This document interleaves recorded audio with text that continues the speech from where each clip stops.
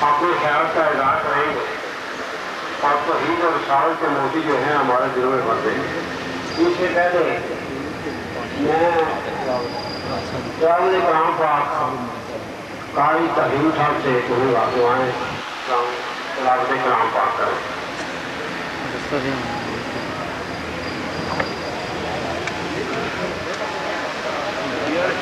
اعوذ باللہ من الشیطان الرجیم۔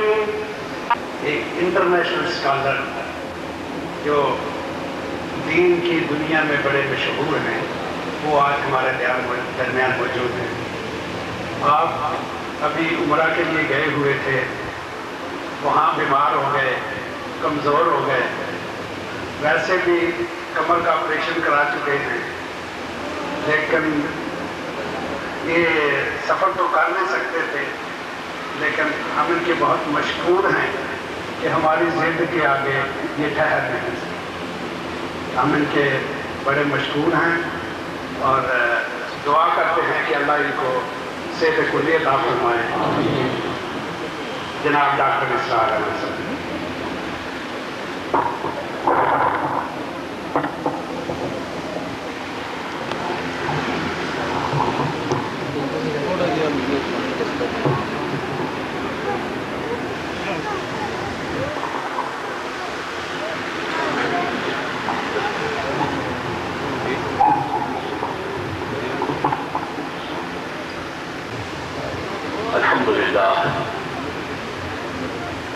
الحمد للہ وکفی والصلاة والسلام علی عباده الذین اصطفی خصوصا علی افضلهم وخاتم النبیین محمد الامین وعلی آلہ وصحبہ اجمعین۔ اما بعد فاعوذ باللہ من الشیطان الرجیم بسم اللہ الرحمن الرحیم۔ رب اشرح لي صدري ويسر لي امري واحلل عقدة من لساني يفقهوا قولي۔ اما بعد فقد قال رسول الله صلى الله عليه وسلم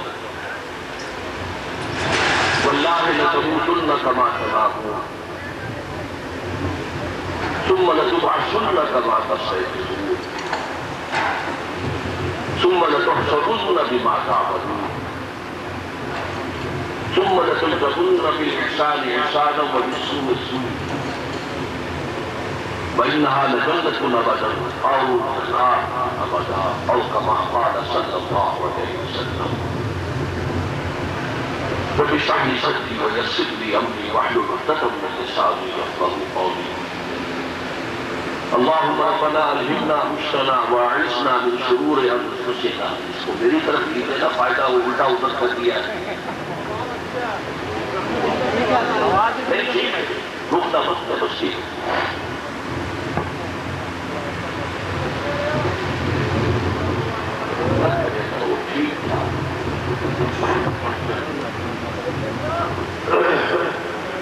بزرگوں، بھائیوں، عزیزوں،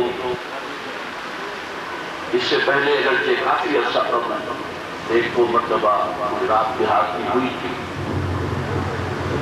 اور شہر کے مرکز میں دو مرتبہ، اب بہت طویل عرصے کے بعد حاضری ہوئی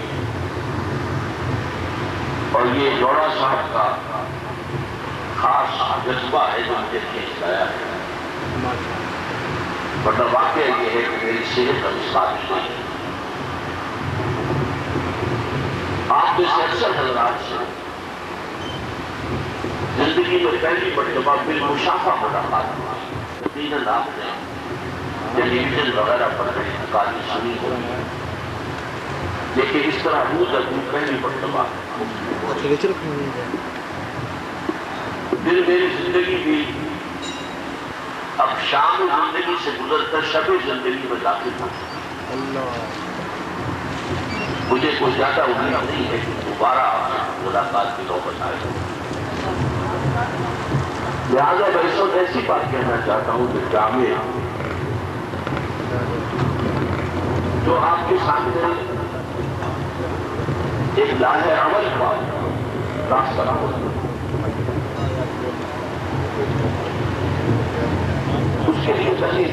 کیا ہے نبی اکرم صلی اللہ علیہ وسلم کے ایک ابتدائی خطبے سے کم گزرم سے۔ قرین قیاس یہ ہے کہ یہ خطبہ آپ نے اس وقت دیا تھا جب اللہ تعالیٰ نے آپ کو حکم دیا وَأَنذِرْ عَشِيرَتَكَ الْأَقْرَبِينَ، بھائی چھوڑ دو اس کو خدا کے لیے، کیوں لگے ہوئے سے آگے سے پیچھے، پیچھے سے آگے۔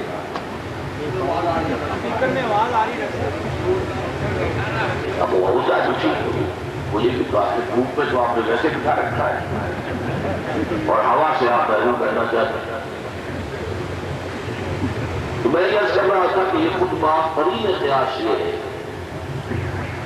کہ حضور نے اس وقت دیا جب اللہ کا اہتمام ہوا کھانے کے بعد، جیسے کہ آج کل کا رواج ہے کہ کچھ خطاب ہوتا ہے تو حضور کھڑے صلی اللہ علیہ وسلم،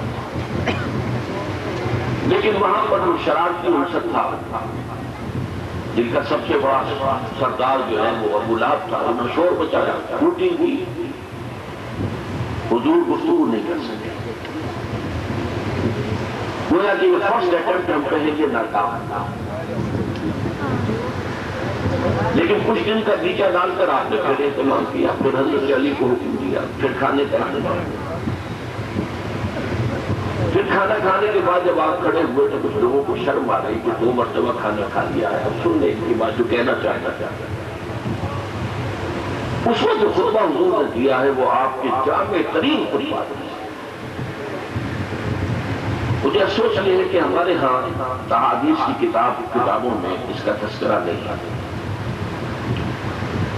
یہ جو سب سے اہم کتاب اہل تشیع کے نزدیک ہے نہج البلاغہ، اس میں یہ خطبہ نقل کیا ہے۔ اکثر و بیشتر تو اس میں خطبات اور تحریریں حضرت علی کی ہیں رضی اللہ تعالی عنہ، لیکن حضور کے کچھ خطبات بھی جمع کیے گئے، ان میں یہ خطبہ ہے۔ میں اس پورے خطبے کا اس وقت ترجمہ نہیں کروں گا اس لیے کہ وہ تو وقت لمبا ہو جائے گا۔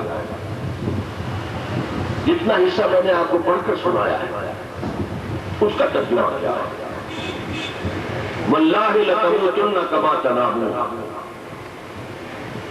خدا کی قسم سب پر موت وارد ہو کر رہے گی جیسے کہ روزانہ رات کو سو جاتے۔ یہ موت جس کے تصور سے بھی ہم گھبراتے ہیں، یہ موت کہ جس کو ہم اپنے آپ سے بہت دور سمجھتے ہیں، ذرا سا کر اپنے کسی عزیز کو کندھا دے کر قبرستان میں لے جا کر قبر کے نیچے جب اتارتے ہیں تو تھوڑا سا ارتعاش ہوتا ہے، آدمی کچھ سوچتا ہے آج میں بھی ہو سکتا تھا اس کی جگہ، کل میری بھی باری آ سکتی، لیکن واپس آ کر ہم اپنے دھندوں میں اسی طرح مشغول ہو جاتے ہیں اور اس طرح دنیا کے اندر اور طلب دنیا کے اندر کھپ جاتے ہیں کہ ہمیں یاد نہیں رہتا کہ موت بھی آنی ہے۔ حالانکہ زندگی کی سب سے بڑی حقیقت موت ہے۔ خدا کا انکار کرنے والی موجود ہے، موت کا انکار تو کوئی نہیں کر سکتا۔ پھر یہ وہ شے ہے کہ کچھ پتہ نہیں کب آ جائے۔ یہ نہیں ہے کہ آپ 50 60 70 80 برس کے ہوں گے تبھی موت آئے۔ نو ایج از امیون، کوئی عمر ایسی نہیں ہے جس میں موت مرا ہے۔ بچے ہمارے سامنے دم توڑتے ہیں، جوان کڑیل جوان ہمارے سامنے دم توڑتے ہیں، لیکن ہم اس موت کے تصور کو اپنے ذہن سے دور رکھیں۔ گویا کہ شاید یہ دوسروں کے لیے ہمارے لیے حضور نے بات یہاں سے شروع کی، وَاللَّهِ لَتَمُوتُنَّ كَمَا تَنَامُونَ، خدا کی قسم تم سب مرو گے، مر کر رہو گے جیسے کہ روزانہ رات کو سو جاتے ہو۔ بہترین تشبیہ ہے یہ۔ نیند جو ہے وہ بھی موت کی بہن ہے۔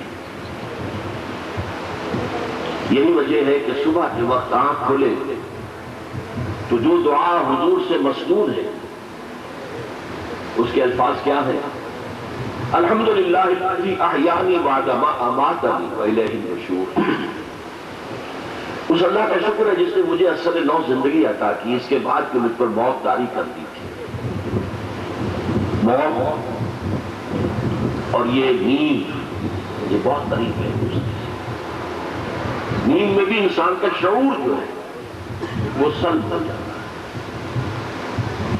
موت میں شعور کے ساتھ جان بھی سلب ہو جاتی ہے، وہ اتنا ہی فرق ہے. تو فرمایا کہ تم سب پر موت وارد ہوگی، کوئی نبی نہیں بچا اس سے. ایک استثناء کہہ سکتے ہیں کہ ابھی حضرت عیسیٰ علیہ السلام پر موت نہیں آئی گی، لیکن آئے گی. موت آئے گی، دوبارہ دنیا میں آئیں گے، موت آئے گی. وہ استثناء نہیں ہے بلکہ ایک تاخیر ہے. جیسے 300 برس تک اصحاب کہف جو ہیں وہ ایک غار میں سوتے رہے، لیکن موت سے کسی کو رسداری نہیں. اب اگلی بات سنیں، وَاللَّهِ لَتَمُوتُنَّ كَمَا تَنَامُونَ ثُمَّ لَتُبْعَثُنَّ كَمَا تَسْتَيْقِظُونَ. پھر تم سب اس طرح اٹھا لیے جاؤ گے جیسے روز صبح کو بیدار ہو جائے. ایک ہماری شام زندگی بھی ہوگی اور ایک پھر دوبارہ اثر نو صبح زندگی آئے گی. جیسے روزانہ بیدار ہو جاتے ہو ایسے اٹھا لیے جاؤ. اسی لیے میں نے بتایا نا کہ مصنون دعا کیا ہے، الحمدللہ الذی احیانی بعد ما اماتنی والیہ النشور. جس شخص کا یہ معمول ہو کہ ہر صبح اس کی زبان پر یہ الفاظ آتے ہیں، قیامت کے دن جب وہ کھڑا ہوگا تو یہ الفاظ خود بخود اس کی زبان پر جاری ہو جائے. الحمدللہ الذی احیانی بعد ما اماتنی والیہ النشور. تیسرا جملہ ثم لتحسبن بما تعملون. پھر تم سے حساب لیا جائے گا اس کا جو تم کر رہے ہو. صحیح کر رہے ہو، غلط کر رہے ہو، جائز کر رہے ہو، ناجائز کر رہے ہو، حلال کھا رہے ہو، حرام کھا رہے ہو، فرائض ادا کر رہے ہو، نہیں کر رہے ہو، حساب لیا جائے. یہ ہے سب سے بڑی حقیقت جس کی طرف قرآن نے اشارہ کیا، جس کی طرف محمد رسول اللہ نے اشارہ کیا. ایمان بالآخرہ. زندگی یہی نہیں ہے، اصل زندگی تو موت کے بعد شروع ہوئی. فَإِنَّ دَارَ الْآخِرَةَ لَهِيَ الْحَيَوَانُ لَوْ كَانُوا يَعْلَمُونَ. اصل زندگی تو آخرت کی زندگی ہے، کاش کو انہیں معلوم ہوتا. یہ زندگی سب کو معلوم ہے ختم ہو جانی، جیسا کہ میں نے اس کی کیا پتا شام تک ختم ہو جانے کا، کوئی گارنٹی نہیں. لیکن وہ ابدی زندگی ہے، ہمیشہ کی زندگی ہے، اور اس سے پہلے محاسبہ ہونا ہے اس زندگی میں تم نے کیا کیا. یہ امتحانی زندگی ہے، یہ امتحانی وقفہ ہے. جیسے ایک امتحان آپ دیتے ہیں 3 گھنٹے، اب جو کچھ لکھنا ہے آپ 3 گھنٹوں میں لکھ سکتے ہیں. وقت آتا ہے soft writing, time is over. اب تو نتیجہ نکلے گا جو بھی نکلے گا. اسی طرح ایک 3 گھنٹے کا امتحان ہے تو ایک 30 برس کا امتحان ہے. فرق تو کوئی نہیں، امتحان کا امتحان ہے. عام طور پر انسان کی زندگی میں جو اس کا اصل فعال حصہ ہوتا ہے وہ 30-40 برس ہی ہے. جو بھی نارمل زندگی ہے اس میں بھی پہلا دور جو ہے وہ لڑکپن میں، بچپن میں غفلت میں گزر جاتا ہے، اور ایک خاص عمر کے بعد آدمی جو ہے لِكَيْ لَا يَعْلَمَ مِن بَعْدِ عِلْمٍ شَيْئًا، بڑھاپے پر پہنچ گیا تو سب جو کچھ سیکھا سکھایا تھا وہ بھی گیا. ڈیمنشیا ہو گیا، الزائمر ہو گیا، کچھ اور ہو گئی، بیماری ہو گئی.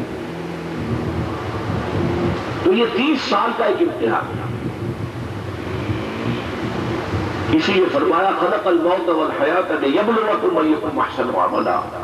یہ موت اور زندگی کا ہم نے سلسلہ اسی لیے پیدا کیا کہ تمہیں جانچے کہ تم میں سے کون ہے اچھے عمل کرنے والے. علامہ اقبال نے اس کی بہت خوبصورت تعبیر کی ہے. الزم ہستی سے تو ابھرا ہے، اس نیا خانے میں تیرا امتحان ہے زندگی. امتحان الزم ہستی سے تو ابھرا.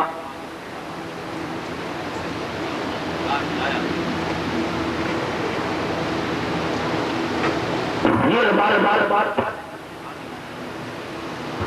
اور نتیجہ نکلے گا قیامت کے دن.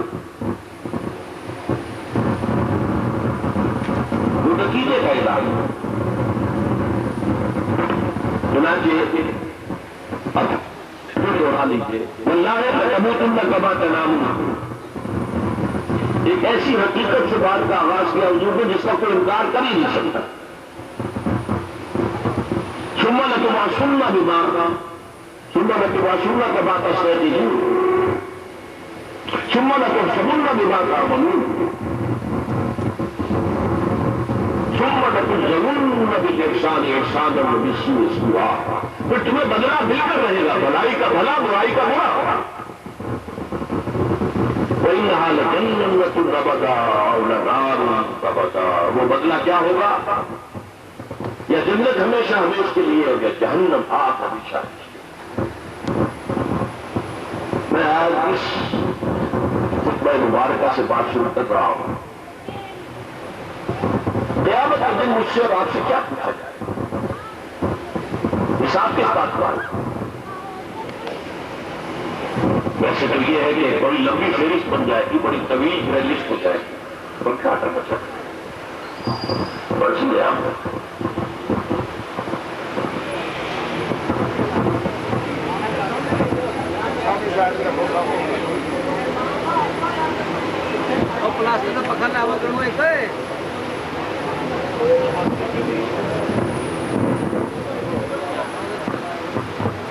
میں چاہتا ہوں کہ آج آپ اچھی طرح سمجھ لیں کہ 3 لیولز کے سوالات ہیں کہ جو ہم سے ہو گیا. ایک تو حساب کتاب ہوا کفار کا،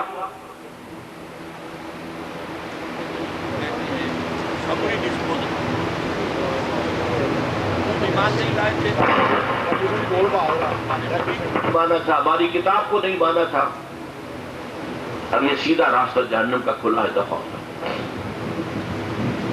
میں اس وقت اس کی بات نہیں کر رہا، جو مسلمانوں کا محاسبہ ہوگا. جو مدعی ہے کہ ہم مسلمان ہیں، مدعی ہیں ہم اللہ کو مانتے ہیں، اس کی توحید کو مانتے ہیں، ہم رسالت کو مانتے ہیں، اور خاتم النبیین آخر المرسلین پر ہمارا ایمان ہے صلی اللہ علیہ وسلم. وفداہ آباؤنا و امہاتنا، قرآن پر ہمارا ایمان ہے، یہ اللہ کا کلام. ان کا محاسبہ کس بات میں ہوگا؟ اس کے 3 لیول. سب سے پہلا لیول یہ، تم نے اپنی انفرادی زندگی میں ہمارے احکام کی پیروی کی یا نہیں کی؟ ہم نے ایک شے کو حرام قرار دیا تھا، تم نے اس میں منہ مارا. اس کا مطلب ہے تمہارا کوئی ایمان نہیں، نہ ہم پر نہ ہماری کتاب پر. من آمن ما آمن بالقرآن من استحل محارمہ، قرآن پر کوئی ایمان نہیں اس شخص کا جس نے کہ اس کی حرام کردہ شے کو اپنے لیے حلال ٹھہرا لیا. وہ دعویٰ کرے وہ ایمان نہیں. فرائض ادا کیے تھے، نماز پڑھی تھی، پابندی سے کی تھی، روزے رکھے تھے، حلال پر اتفاق کی تھی، حرام سے بچے تھے. پہلے تو انڈیویجول کی حیثیت سے صاحب. ظاہر بات ہے کہ پوری دنیا جو ہے وہ بگڑی ہوئی ہو، لیکن ایک شخص اگر خود درست ہے اور اگلا کام بھی وہ کر رہا، وہ میں بعد میں بیان کروں گا، تو پوری دنیا بگڑے اس کو کوئی پرواہ نہیں. اللہ تعالیٰ کے ہاں وہ کامیاب ہو. پہلی بات یہ ہے، اب میں تفصیل میں جاؤں گا تو بہت وقت لگ جائے گا. قرآن مجید کی ایک آیت سنائے بغیر نہیں گزرنا چاہتا. افتؤمنون ببعض الکتاب وتکفرون ببعض، کیا تم ہماری کتاب اور شریعت کے ایک حصے کو مانتے اور ایک کو نہیں مانتے؟ نماز پڑھتے ہو، سود سے نہیں بچتے، حج کرتے ہو، رشوت سے نہیں چھوڑتے. کس کا حکم ہے سود کی حرمت؟ اللہ کا. اور کس کا حکم ہے نماز پڑھنا؟ یہ تفریق تم نے کیسے کر دی؟ افتؤمنون ببعض الکتاب وتکفرون ببعض، اب غور سے سنیے، فما جزاء من يفعل ذلك منكم الا خزي في الحياة الدنيا ويوم القيامة يردون الى اشد العذاب وما الله بغافل عما تعملون. جو کوئی بھی تم میں سے یہ حرکت کرے گا اس کی کوئی سزا اس کے سوا نہیں ہے کہ دنیا میں ذلیل و خوار کر دیے جائے اور قیامت کے دن بدترین شدید ترین عذاب میں جھونک دیے جائے. اور اللہ تمہارے کرتوتوں سے غافل نہیں ہے. اللہ کو اپنی داڑھیوں کے طول سے دھوکہ نہیں دے سکتے، اسے معلوم ہے تمہاری معاش حلال ہے یا حرام ہے. ہر سال عمرہ ہو رہا ہے، کمائی حرام کی ہے. حج پہ گئے ہوئے ملتزم میں چمٹے ہوئے ہیں، یا عرفات پر کھڑے یا رب یا رب. حضور کی حدیث سنا دیتا ہوں. آپ نے ایک شخص کا تذکرہ کیا، یطیل السفر اشخص اکبرہ، بہت لمبا سفر کر کے حج کے لیے آیا ہے. اور اس زمانے کا حج جبکہ اونٹ پر چلتے تھے یا پیدل چلتے تھے. یہ تو نہیں کہ صبح کراچی میں بیٹھے 3-4 گھنٹے کے بعد جو ہے جدہ اور 2-4 گھنٹہ مزید اور غبرہ ہو گیا.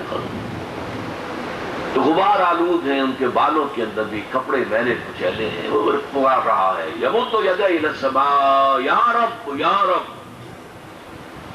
اپنے ہاتھ آسمان کی طرف اٹھاتا ہے، کہتا ہے اے رب اے رب. وَإِن مَنَّا يُسْتَجَابُ لِسَالِكَ، ایسے شخص کی دعا قبول ہو تو کیسے؟ وَمَطْعَمُهُ حَرَامٌ وَمَلْبَسُهُ حَرَامٌ وَغُذِيَ بِالْحَرَامِ، حالانکہ اس کا کھایا ہوا بھی حرام کا ہے، اس کا پہنا ہوا بھی حرام کا ہے، اور حرام سے اس کا جسم کا تن و توش بنا ہے. دعا قبول کیسے ہو؟ اچھی طرح سمجھ لیجیے، دنیا میں یہ جو طرز عمل ہے، کچھ ماننا کچھ نہ ماننا، جس میں اس وقت امت مسلمہ کے 99,999 فی لاکھ آدمی مبتلا ہے. لاکھ میں کوئی ایک بچا ہوگا. اس کی سزا کیا بیان کی؟ دنیا میں ذلت و خواری جو آج ہمارے ماتھے پر لکھی ہوئی، کوئی حیثیت ہے ہماری؟ عالمی معاملات میں کوئی ہماری رائے لیتا ہے؟ کشنوی فرصت کے بھیا کسی تم ہو کون؟ G7 کا اجلاس ہو رہا ہے، G9 کا ہو رہا ہے، G13 کا ہو رہا ہے، G15 کا ہو رہا ہے. وہ اس دنیا میں رہنے والوں کی قسمتوں کے فیصلے کر رہے ہوتے ہیں. کسی مسلمان ملک کا کوئی سربراہ نہ 3 میں نہ 13 میں نہ G7 میں نہ G15. ہماری قسمتوں کے فیصلے وہ کرتے ہیں. اب فیصلہ ہوا ہے، مڈل ایسٹ کا نقشہ نیا بنایا جائے گا، فیصلہ ہو چکا ہے. بہرحال میں ادھر نہیں جانا چاہتا، بات لمبی ہو جائے گی. دنیا میں ذلت اور خواری 30-35 لاکھ یہودی اسرائیل میں ہے اور 30-35 کروڑ عرب موجود ہیں آس پاس. حال کیا ہے؟ ہم کہتے چلے آ رہے ہیں 50-60 برس سے ہماری رگے جاں ہے کشمیر، لیکن ہم چیلنج کر سکیں؟ ہٹاؤ ہاتھ، ورنہ ہم میدان میں آتے ہیں. کیسے کہیں؟ اللہ پر ہمارا اعتماد ہی نہیں، اللہ سے دشمنی ہے، اللہ سے تو جنگ ہے، سارا کاروبار ہمارا سود پر ہے. اللہ کی مدد کی توقع ہو تو بھارت کیا، بھارت کے باپ کو ہم چیلنج کر سکتے ہیں. لیکن اس ذلت و رسوائی کا کیا ہے؟ روز خبر پڑھ لیجئے، آج اتنے کشمیری شہید ہو گئے، آج اتنے ہو گئے، آج اتنے ہو گئے. ہمارے گلچھروں میں بھی کوئی فرق نہیں آتا. یہ کیا ہے؟ ضربت علیہم الذلۃ والمسکنۃ وباؤوا بغضب من اللہ. تو پہلی بات کیا ہے؟ ذاتی اعتبار سے اللہ کی شریعت کی پابندی اور پوری شریعت کی پابندی.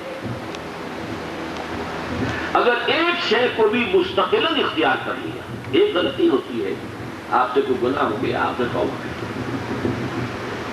اللہ تعالیٰ معاف دیکھا، مستقل ڈیرا لگا دینا، وہ ایک گناہ بھی اگر ہوگا، سود پر بھی ڈیرا لگ گیا ہے تو جہنم میں خلود کی خبر ہے۔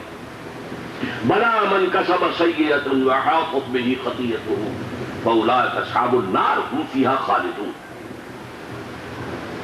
رشوت پر اگر آپ کا دار و مدار ہے تو وہ تو ہر لمحے آپ کے اندر جو چیز جا رہی ہے وہ حرام جا رہی ہے۔ لہذا دین پر عمل پورے پر عمل، الا یہ کہ کسی ایک نظام کے تحت آپ رہنے پر مجبور ہیں جس میں دین کے کسی حکم پر عمل ہو ہی نہیں سکتا، اس کا علاج کیا ہوگا وہ میں تیسرے نمبر پر بیان کروں۔ میرے اور آپ کے اختیار میں نہیں ہے کہ یہاں کا نظام یوں کر کے بدل دیں، سود ختم کر دیں،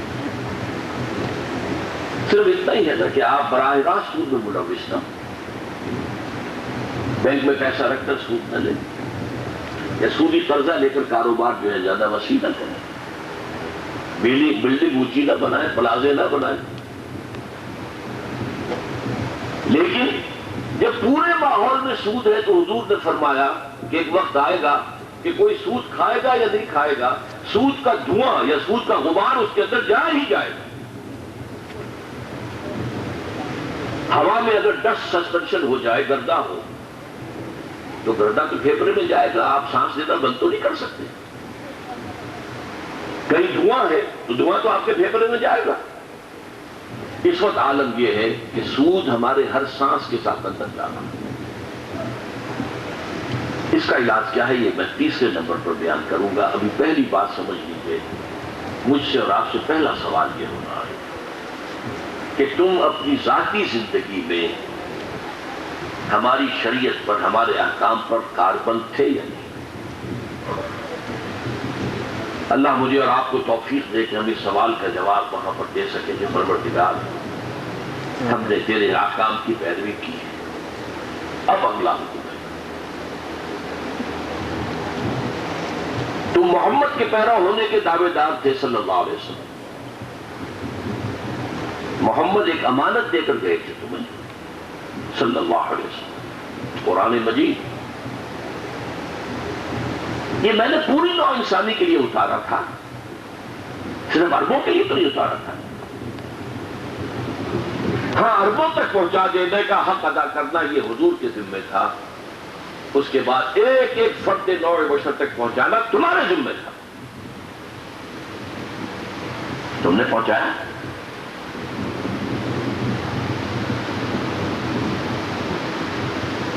حضور نے حجۃ الوداع کے خطبے میں اپنی گفتگو کے اختتام پر ایک سوال کیا لوگوں سے، ذرا چشم تصور سے دیکھیے، 1.25 لاکھ کا مجمع،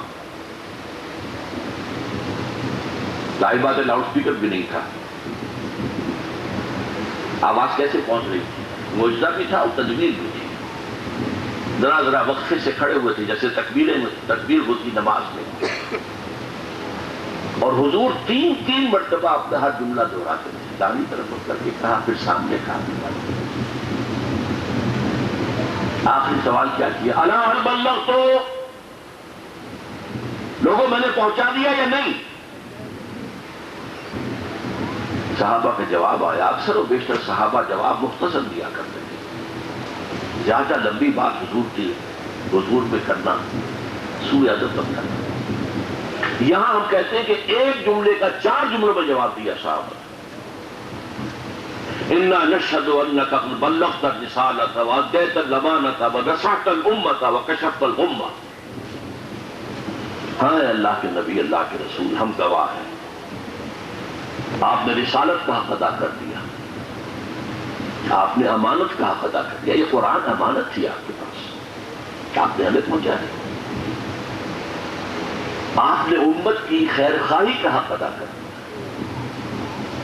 اور آپ نے گمراہی کے اندھیاروں کو ختم کر دیا۔ 3 دفعہ کہلوایا، 3 دفعہ جواب، پھر انگشت شہادت سے آسمان کی طرف اشارہ کیا اور پھر سامعین کی طرف، اللہم اشہد، اللہم اشہد، اللہم اشہد، اے اللہ تو بھی گواہ ہے وہ بھاری بوجھ جو میرے کندھے پر آ گیا تھا، انا سنلقی علیک قولا ثقیلا، ایسا آج میرے کندھے سے وہ بوجھ اتر گیا. یہ مان رہے ہیں کہ میں نے پہنچا. اب آئی وہ بات جس کے لیے میں نے آپ کو سنایا. فَلْيُبَلِّغِ الشَّاهِدُ الْغَائِبَ، اب پہنچاؤ وہ جو یہاں ہو ان کو جو یہاں نہیں. یہ تمہارے ذمہ ہے.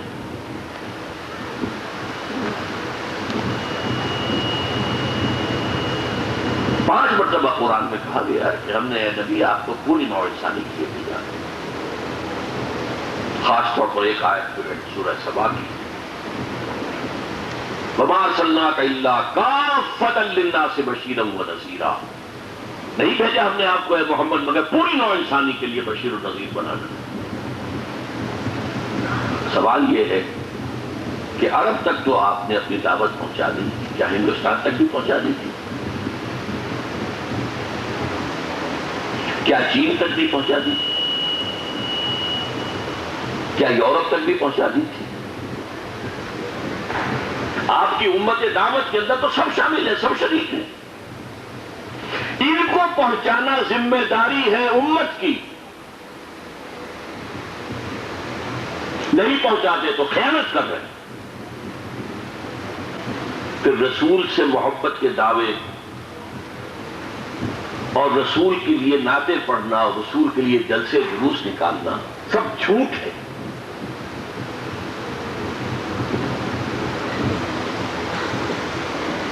فَلْيُبَلِّغِ الشَّاهِدُ الْغَائِبَ، اب غائبہ میں سب آ گئے جو اس وقت دنیا میں تھے اور وہ بھی آ گئے جو قیامت تک آنے والے. اس لیے کہ آپ کی رسالت تا قیام قیامت ہے. اور امت کے جس فرد نے بھی بعد میں قرآن کی تبلیغ کی ہے اور بہاف آف محمد کی ہے صلی اللہ علیہ وسلم، تبلیغ حضور کی. یہ دوسرا فرض. اب اس فرض کے ضمن میں بھی ایک بڑی مقدے میں آپ پڑھی ہے سکون دسترانہ بات. قرآن پڑھو گے تو پڑھاؤ گے نا.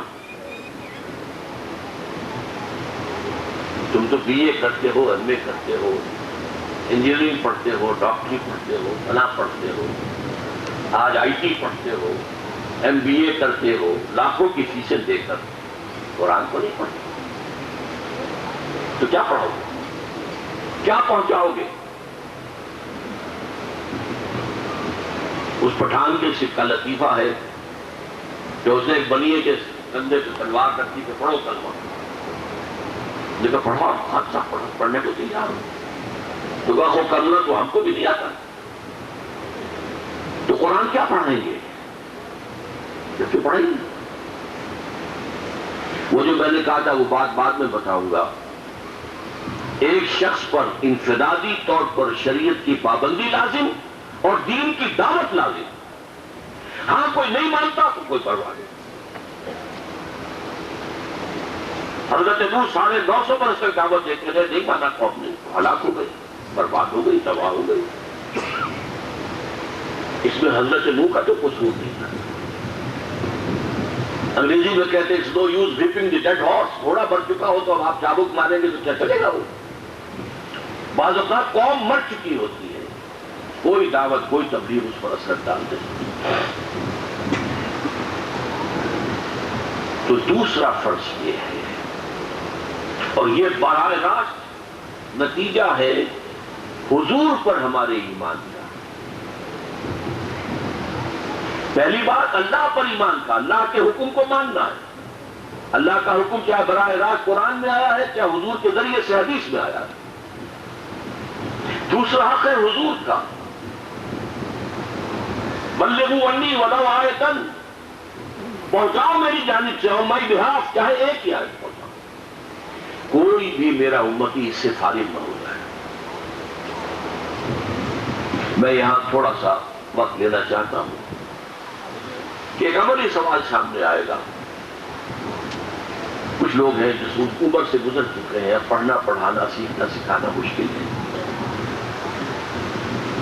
کچھ لوگ ایسے ہیں کہ جو بہرحال ابھی اس عمر میں ہے، سیکھ سکتے ہیں، سکھا سکتے ہیں. جو اس دوسری کیٹیگری میں ہے وہ اگر میری آج کی بات کے بعد عربی زبان سیکھنے کی کوشش نہیں کرتے اور قرآن اپنی آنکھ سے پڑھنے کی کوشش نہیں کرتے تو بہت بڑے مجرم ہوں گے. میں نے آپ کو بات پہنچا دی. ہاں جو ابھی عمر سے گزر گئے اب پڑھنا لکھنا ان کے لیے ممکن نہیں، وہ بھی یہ تو کر سکتے ہیں. کوئی شخص دین کا داعی ہے، مبلغ ہے، اس کی باتیں آگے پہنچائے. آج کل تو کیسٹس کی شکل میں ہے، کتابوں کی شکل میں ہے. کہے جا کر نوجوانوں سے، بھائی رو کر کہے میں تو محروم رہ گیا، میں اپنی زندگی میں یہ کام نہیں کر سکتا، میں رو رہا ہوں کہ میں اللہ کے ہاں کیا جواب دوں. تم نے انگریزی اتنی پڑھ لی کہ انگریزوں کو پڑھا دو، عربی اتنی نہ پڑھی کہ میری قرآن میری کتاب کو سمجھ سکتے، اور پھر تمہارا دعویٰ یہ کہ قرآن پر تمہارا ایمان تھا.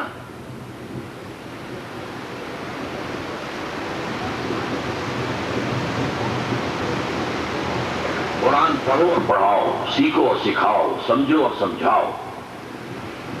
حضور کی حدیث سنا دیتا ہوں، بخاری شریف کی ہے. حضرت عثمان ابن عفان رضی اللہ تعالی عنہ سے مروی ہے، خیرکم من تعلم القرآن وعلمہ. تم میں سے بہترین لوگ وہ ہیں جو قرآن پڑھیں اور پڑھائیں، سیکھیں اور سکھائیں. اگرچہ قرآن کے پڑھنے اور پڑھانے کے لیولز مختلف ہیں، نازلہ پڑھنا اور پڑھانا بھی اس میں شامل ہے، لیکن اصل پڑھنا پڑھانا وہ ہوگا کہ عربی سیکھو، عربی سکھاؤ، تاکہ ہر شخص اپنی آنکھ سے قرآن پڑھے.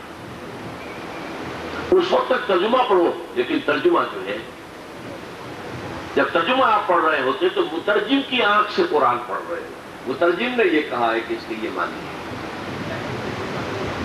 آپ کے لیے وہ سیکنڈ ہینڈ نالج ہے. سیکنڈ ہینڈ نالج کبھی انسان کو انسپائر نہیں کر سکتا.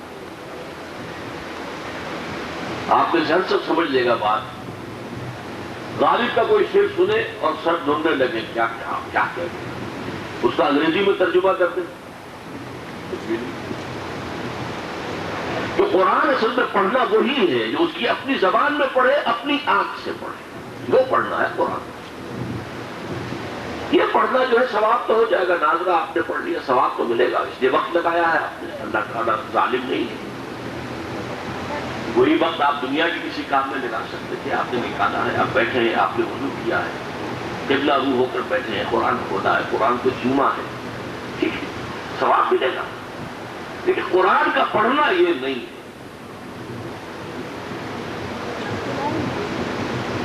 لِيَدَّبَّرُوا آيَاتِهِ وَلِيَتَذَكَّرَ أُولُو الْأَلْبَابِ. کتاب انزلناہ الیک مبارک لیدبروا آیاتہ ولیتذکر اولو الالباب. اے محمد صلی اللہ علیہ وسلم، یہ کتاب جو ہم نے آپ پر نازل کی مبارک ہے تاکہ لوگ اس پر تدبر کریں، غور کریں، اس کی گہرائیوں میں غوطہ زنی کریں. قرآن میں ہو غوطہ زن ہے مرد مسلمان، اور جو عقل والے ہیں اس سے سبق حاصل. دوسری بات میری یہاں مکمل ہو گئی. اب تیسری سطح ہے، یہ سب سے بلند بھی ہے، سب سے مشکل بھی ہے، سب سے کٹھن ہے. پہلی بات، خود انفرادی طور پر دین پر عمل اور پورے دین پر عمل. اللہ یہ کہ کسی چیز پر عمل ناممکن ہو گیا ہو، ماحول ایسا ہو. مشکل ہونا اور بات ہے، ناممکن ہونا اور بات ہے. نمبر 2، دین کی دعوت، اور دین کی دعوت سے مراد قرآن کی دعوت. حضور نے کہا بلغوا عنی ولو آیۃ. حدیث کی تعلیم ہوگی، تدریس ہوگی، تبلیغ قرآن کی ہوگی. اب نمبر 3 کیا ہے؟ اللہ کے دین کو قائم کرو،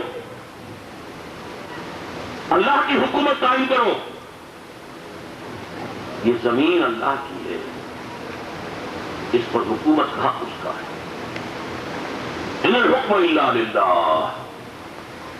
حاکمیت کا حق اللہ کے سوا کسی کو نہیں. سروری زیبا فقط اس ذات بے ہمتا کو رہے. حکمراں ہے ایک وہی، باقی بتانے حاصل. آج اللہ کے خلاف بہت بڑی بغاوت ہے. نوع انسانی میں کبھی اتنی بڑی بغاوت نہیں ہوئی جو آج ہوئی ہے. پہلے کیا ہوتا تھا؟ سب سے بڑی گمراہی کیا تھی؟ شرک. ایک بڑے خدا کو مان کر چھوٹے خدا بھی مان لیے. بڑے خدا کا انکار کسی نے نہیں کیا. ہندو دیوی دیوتا بے شمار مانتے، مہادیو تو ایک ہی ہے. مہادیو کو ان کے نزدیک دو نہیں ہو سکتے.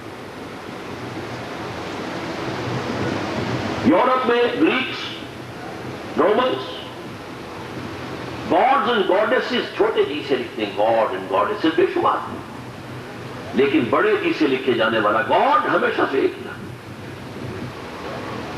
اومنیپوٹنٹ، اومنیشینٹ، اومنیپریزنٹ، علی کل شیء قدیر، بکل شیء علیم. یہ اس کے ایٹریبیوٹس تھے. تو اللہ کا انکار کبھی نہیں. آج بغاوت یہ ہے، اللہ کو نکال دیا گیا. ہماری پارلیمنٹ سے نکل جاؤ، ہم خود حاکم ہیں. Who are you؟ تمہارا قانون we don't know. ہم تو خود بنائیں گے قانون. اس کا نام ہے سیکولرزم. مذہب کو الگ کر دو. اللہ کو بند رکھو، مسجد میں جا کر سجدہ کر لینا. اسے مندر میں رکھا ہے تمہارا بت، جا کے سجدہ کر لینا. ہماری ریاست سے، ہمارے قانون سے کوئی سروکار نہیں. اتنی بڑی بغاوت نوع انسانی نے کر دی.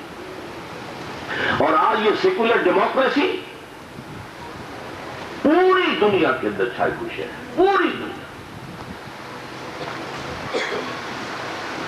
اللہ کی حکومت قائم کرنا.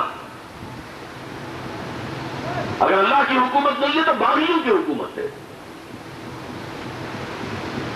اور باغیوں کی حکومت آپ نے تسلیم کی ہے تو آپ خود بھی باغی ہیں.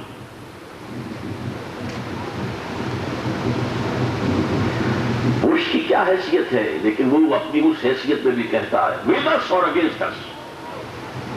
یا تم ہمارے ساتھ ہو یا ہمارے دشمن. نو گرے ایریا ان بٹوین.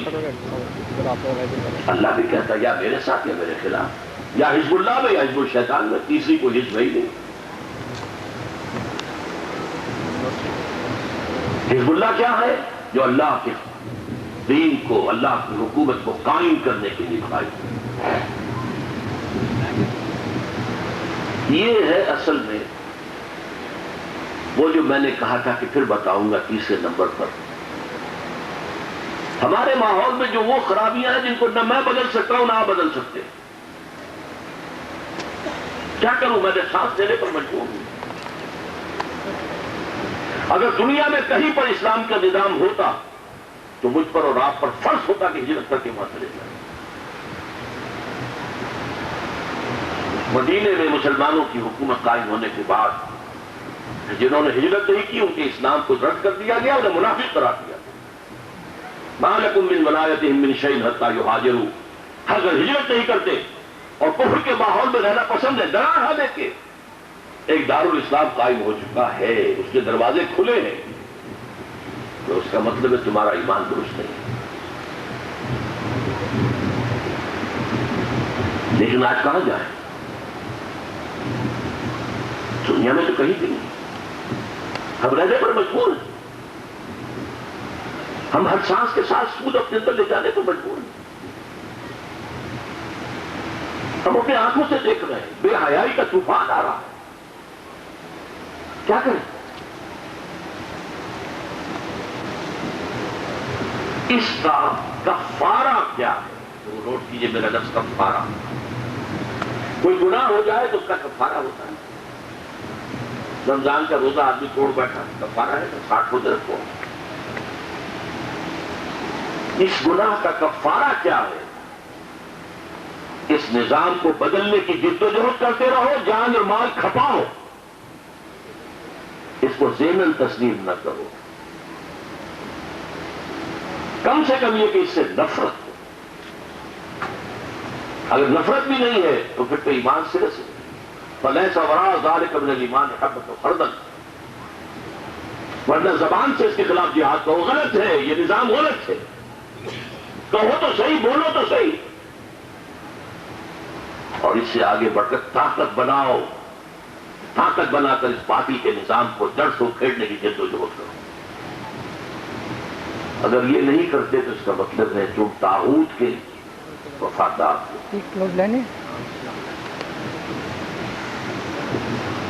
اچھی طرح سمجھ لیجیے میری بات۔ ابھی مولانا تقریر کر رہے تھے، بہت سے ثوابوں کا ذکر تھا، 100% درست، لیکن یہ ثواب کن کے لیے ہے؟ جو پہلے ان 3 پیمانوں پر پورے اترتے ہیں۔ ورنہ میں نے حج کا بتا دیا آپ کو، حج میں پہنچا ہوا آدمی ملتزم سے چپکا ہوا ہے، کھڑا ہوا ہے عرفات میں جبل الرحمت پر، یا رب یا رب وَأَنَّى يُسْتَجَابُ لِذَلِكَ، دعا قبول کیسے؟ سن 71 میں دعائے قنوت کتنی پڑھی گئی فجر میں؟ اللہ نے سنی؟ اللہ تو بہرا تو نہیں ہے معذرت، اللہ نے کوئی قانون بتایا ہے، پہلے میرے دین پر چلو پھر مجھ سے بات۔ تم تو میرے دشمنوں کے وفادار ہو، جن کا میرے خلاف اعلان جنگ ہے، تم ان کی چاکری کر رہے ہیں۔ تم نے ایک مسلمان حکومت کے خلاف کفار کی جو ہے مدد کی، مجھ سے کیا تعلق؟ کل میں ایک کالم پڑھ رہا تھا جنگ میں حامد میر کا، بڑا صدمہ ہوا سن کر۔ آج افغانستان میں ہر افغانی پاکستان کو گالی دے رہا ہے۔ آپ کا ویسٹرن پلان بالکل جو ہے اس وقت اوپن ہے، اور کچھ افغانوں نے یہ کہا اس سے حامد میر سے کہ پاکستان نے ہمارے خلاف امریکہ کی مدد کر کے گڑھا کھودا تھا ہمارے لیے، اب خود اس میں دکھا۔ اب بھارت نے آ کر مشرق میں تو تھا یا مغرب میں بھی افغانستان کے ذریعے سے تمہارا گھیرا کر دیا۔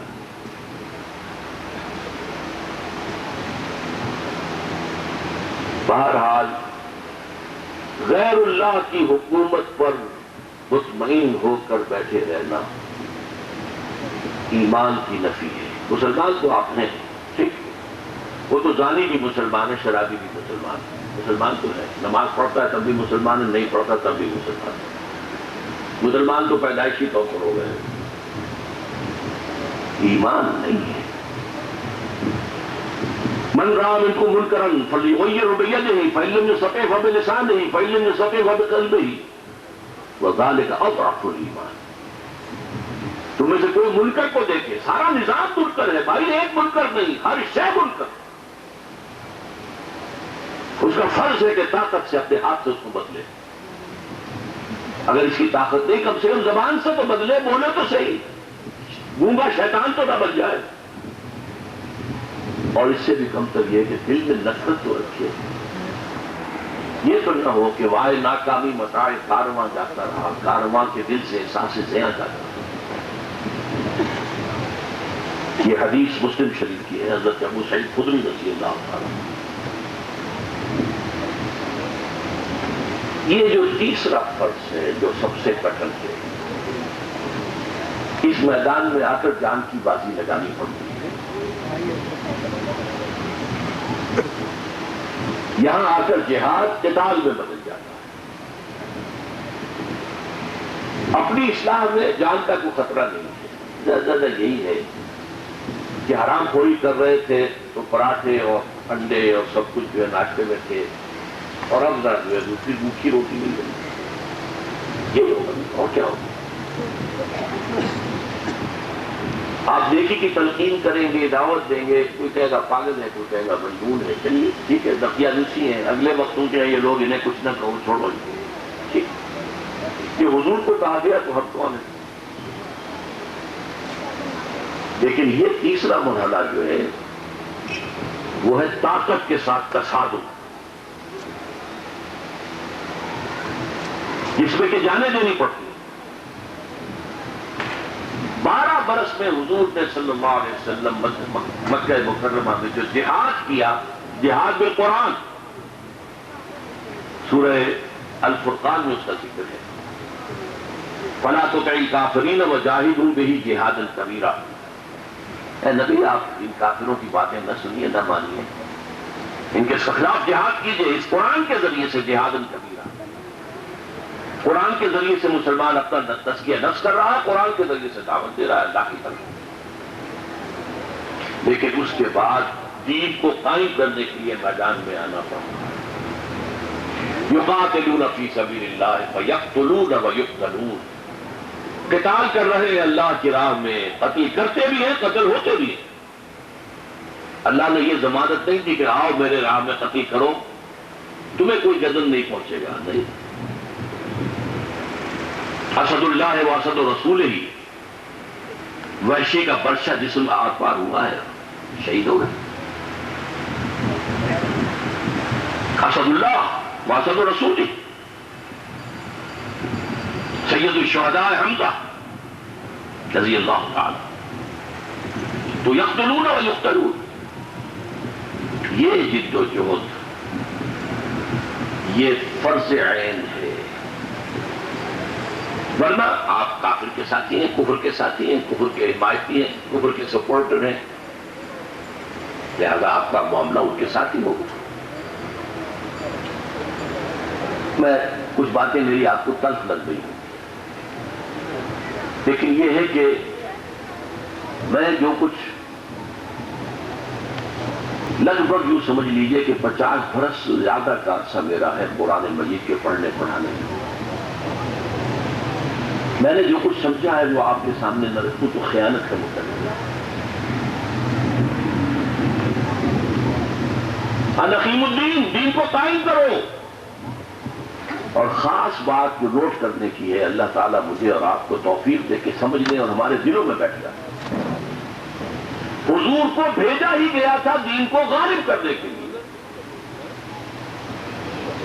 تبلیغ تو سارے انبیاء کرتے رہے، حضور نے بھی کی، تذکیر کرتے رہے، حضور نے بھی کی، انذار کرتے رہے، حضور نے بھی کی، تبشیر کرتے رہے، حضور نے بھی کی، لیکن یہ بات خاص صرف حضور کے لیے 3 مرتبہ قرآن میں آئی ہے، کسی اور کے لیے نہیں آئی۔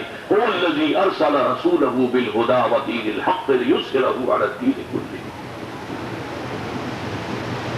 وہی ہے اللہ جس نے بھیجا اپنے رسول کو صلی اللہ علیہ وسلم الہدی، قرآن حکیم، اور دین حق، اسلام دے کر، نظام زندگی، تاکہ غالب کرے اسے پورے کے پورے نظام زندگی۔ 3 مرتبہ کی آیت آئی ہے، 2 مرتبہ ختم ہوتی ہے وَلَوْ كَرِهَ الْمُشْرِكُونَ، اور 1 دفعہ وَكَفَىٰ بِاللَّهِ شَهِيدًا، اور حضور نے کر کے دکھایا۔ اور یہ بھی سمجھ لیجئے کہ ایسے نہیں ہوا کہ ایک دعا مانگی اور سارا انقلاب آ گیا، مارے کھائی ہیں، اپنے جسم اتھر پر پتھراؤ برداشت کیا، لوگوں نے کیسے کیسے فکریں یوز کی، پاگل ہو گیا محمد صلی اللہ علیہ وسلم، مجنون ہو گیا۔ ایک دفعہ عتبہ آیا، وہ قریش کے بزرگوں میں شمار ہوتا تھا، بھتیجے، اس نے حضور کو مخاطب کیا، بھتیجے اگر واقعی کوئی بری روح تمہارے اوپر سوار ہوئے تو مجھے بتا دو، میرے کاہنوں اور عاملوں سے تعلقات میں علاج کرا۔ قرآن کہتا ہے وَلَقَدْ نَعْلَمُ أَنَّكَ يَضِيقُ صَدْرُكَ بِمَا يَقُولُونَ، اے نبی ہمیں خوب معلوم ہے کہ جو کچھ یہ لوگ کہہ رہے ہیں اس سے آپ کا سینہ بھیجتا ہے، صدمہ ہوتا ہے۔ یہی لوگ جو کل مجھے الصادق الامین کہہ رہے تھے، میرے قدموں میں اپنی نگاہیں بچھا رہے تھے، آج مجھے کہہ رہے ہیں مجنون، شاعر، مسحور، ساحر، کذاب، مجنون کذاب، ساحر کذاب، معاذ اللہ ثم معاذ اللہ ثم۔ تکلیفیں سے صحابہ نے کیسی کیسی آزمائشیں، حضرت بلال پر کیا بیتی، کس طرح مارا گیا، گلے میں گردن میں رسی ڈال کر لوگوں کے حوالے کر دیا، اسے رگڑو ذرا۔ مدینے کی گلیاں پتھریلی، یہ سب چل رہا ہے، جیسے جانور کی لاش کھینچی جاتی ہے ایسے زندہ بلال کو کھینچا جا رہا ہے، اور کھلے میں لے جا کر سیدھے پشت پر ڈال دیا گیا، اور اوپر بھی ایک پتھر رکھ دیا گیا سینے پر، اور اوپر سے سورج آگ پر چارا نیچے سے زمین توے کے مارے۔ لیکن اس حال میں بھی زبان سے کیا نکل رہا ہے؟ احد احد احد احد، ایک کوئی مانوں گا کسی اور کو نہیں مانوں۔ حضرت خباب بن الارض سے کہا گیا آؤ ادھر، ان کے نگاہوں کے سامنے انگارے بچھا دیے گئے۔ میری کتاب پڑھیے طریقے انقلاب، منہج انقلاب نبوی، اس کی حکمت کیا تھی میں تصویر سے اس وقت نہیں آ سکتا۔ یہ جو تیسرا فرض ہے جو کفارہ بنے گا کہ ہم غلط ماحول میں جو رہ رہے ہیں، رہنا سانس لینا گناہ ہے جس میں، اس کا کفارہ کیا ہے کہ اپنے تن من دھن اللہ کے دین کو قائم کرنا۔ اب اس کے لیے کچھ شرائط ہے، یہ کام بغیر ایک جماعت کے ممکن نہیں۔ اپنی اصلاح انفرادی طور پر ہو سکتی ہے، دعوت و تبلیغ وہ بھی انفرادی طور پر بھی ہو سکتی ہے۔ صوفیاء کرام نے انفرادی طور پر ہی کی نا، وہ الدین اجمیری رحمۃ اللہ علیہ کو لشکر دے کر نہیں آئے، رائے پتھورا کے مرکز میں جا کر بیٹھ گئے، لیکن دین کو غالب کرنے کی جدوجہد کے لیے جماعت، اجتماعیت، طاقت، قوت، اس کے بغیر سوال ہی پیدا نہیں ہوگا۔ لہذا اگر یہ بات سمجھ میں آئے تو پھر جماعت کو تلاش کرنا آپ کا۔